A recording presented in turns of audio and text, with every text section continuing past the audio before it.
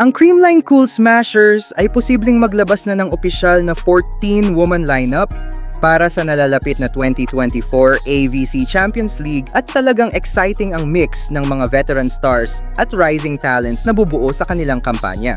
Narito ang possible na roster.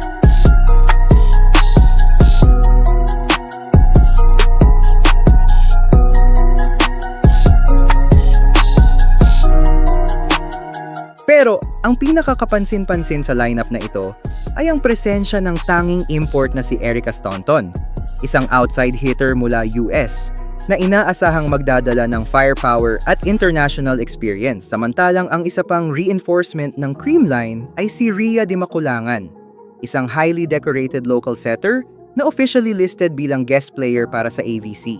Bagamat hindi siya foreign import, malaki pa rin ang ambag ni Rhea lalo't kilala siya sa kanyang composure at court vision. Enough ba ang lineup na ito para makipagsabayan sa mga top Asian clubs? Kung titingnan ang experience at chemistry ng core ng Creamline, walang duda na solid ang foundation ng team. Ngunit sa isang kompetisyon na puno ng high-caliber international imports, ang pagkakaroon ng isang legit na foreign reinforcement lang ay maaaring maging disadvantage. Most of the top club teams sa Asia ay may dalawa o higit pang imports na nagdadala ng heavy offense at block presence, areas kung saan crucial ang tulong ng foreign players.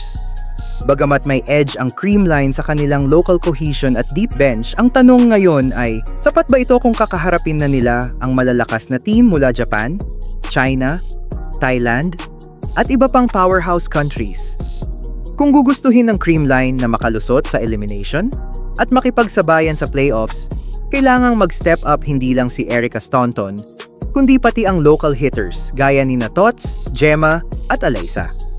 Malaking bagay rin ang magiging contribution ni Rhea sa setter position para mas mapaikot ng maayos ang opensa. Anong masasabi nyo sa lineup na ito, mga kavali? Sa tingin nyo ba kayang makipagsabayan ng Creamline sa AVC kahit isang import lang ang bitbit nila?